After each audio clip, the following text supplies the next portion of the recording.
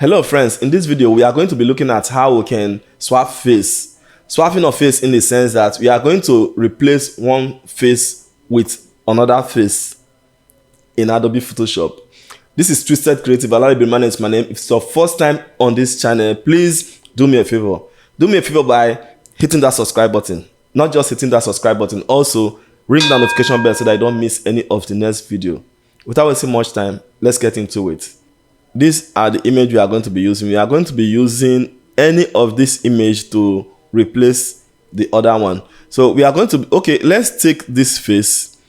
Let's take this face and replace this face with that, okay? Let's take our lasso tool, then zoom in very well. Then have to make selection of the face. You don't need to be precise here.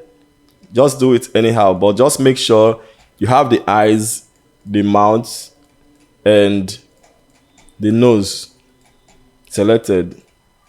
Make sure you don't affect the side in any way. You can roughly select it like this. It's okay. Use our Ctrl C to copy, then use our Ctrl V to paste. Now we have a cutout of the face. We have a cutout of the face. We have to pick this face now to the next image. Then we are going to be dropping it here. So taking a look at these two images, you notice that this image you brought now is smaller image compared to this other image. We have to increase the size. Then let's just compare. Okay, we can hit OK here. Then we can rotate also. Looking at this other face. Looking at this other face, we know that the rotation is almost okay. Then we are going to complete it. Let's hit OK here. So we have to reduce the opacity or the feel of this cutout face to use it to match the other face. Then we can use, I think like 40% or 39% is okay. Let's zoom in very well. Then we are going to be matching these eyes. Everybody's face is not the same, but sometimes you can use the eyes or the lips or the nose to match it. But most times you can never have them the same. So everybody has his or her own face. So we just have to try with the eyes. Let's see the size of the eyes. I think the size of the eyes is okay. But if you take a look at these two eyes, it's like this eyes went up and this eyes are a kind of straight like this. Let's see if it's going to match. Let's just try it this way. Then if you take a look at the nose, you see that the nose is not matching and the lips is not matching also. But in other words, you can also place it anywhere you want, but make sure it's not going to be showing outside. In the sense, I will show you. Let's finish here first. Let's position it here to make the face look beautiful. Okay, we are going to be leaving it here. I think it should be okay like this. Then let's see the direction of the nose, if it is okay. I think it's okay. The lips is okay also. So let's hit OK for this. Now we can return the fill back to 100%. Then we'll have the face like this. Let's first of all take a look at this face if it's going to be okay. Taking a look at the face like this, we'll notice that the face is properly arranged. There is something I'm noticing here. It's like we don't have to allow the face, the cut out face, to enter the hair. It has to be in between the skin and skin. Let's say we have to remove this side that is entering the hair area. It has to be in between skin and skin so that it's going to match perfectly. So let's go to the fill again and reduce the fill. Pick our lasso tool, then make the selection again. Just make sure you are in between the skin. Then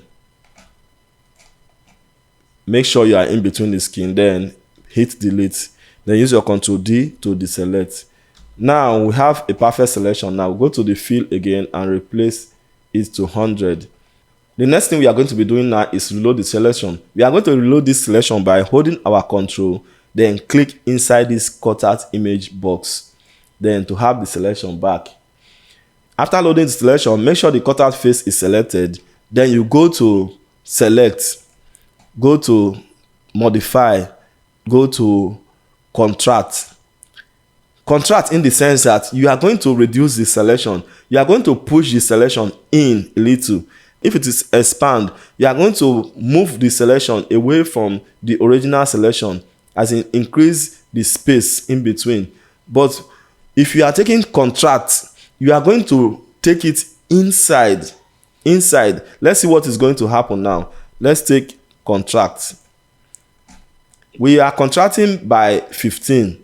Between 5, 7 and 15. This image is a very big image, so that is why we are using 15. If you are having a small image, trying 15 and it doesn't work well, you try 10, between 10, 7 and 5. So let's go with 15 here. This is okay. Then let's see the selection. So formerly the selection was here directly on the line. Now it has contracted to the inner side. So it's having a little space to match both of these faces together. So let's go back and let's zoom out. Let's zoom out and position it very well. Now we are going to do the magic. We are going to cut out from this image. Before we cut out from this image, we have to duplicate this image by dragging it and leaving it on this plus mark. So we'll have a copy of this image. The reason why we duplicate this image is for us to have the before and after. But we are going to disable this one now. Then we'll make use of these two. With the selection like this and with this layer 2 selected, we have to disable this top layer and push our delete once. Then we have this face deleted. We have extra space for that other image to fit in that position. If you don't do it like this, it's not going to work. If this face is there, the other face can never fit into this position. So we have to create that empty space for it to fill in to the position. So we have to enable this again. Then hold our control to add this top layer, the face layer, to the selection. Then we have to use our Ctrl D to deselect. Now we're now left with both of these selected. So we have to go to edit and choose auto blend layers.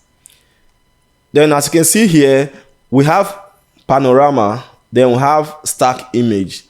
We are going to be selecting panorama. Then we have to make sure that this 2 is checked. Seamless tones and color is checked, and content aware fill transparent areas is checked also. Then you have to hit OK. Then as you can see, this is the magic. Take a look at this. As you can see now, the image is blended and okay, but Photoshop did not really balance the color to our taste. It's like this face that we just brought is a kind of whitish, but there is a solution. We can add an adjustment layer to add contrast to that area of the face. Click on the adjustment layer icon and go to curves. Then we can pull this area down a bit. Then this other point, take it up to create a strong contrast that is going to be matching with that other one. You have to make it a little bit more than what you need, so as to opacity and the flow of the brush is going to bring it up gradually. Once it comes to your liking, you leave it there. So we have to use our Ctrl I to invert the layer marks. Then pick our brush tool. Then we'll make sure our foreground color is white and our background color is black, and we go on the face and start clicking on those areas that you know that is looking whitish.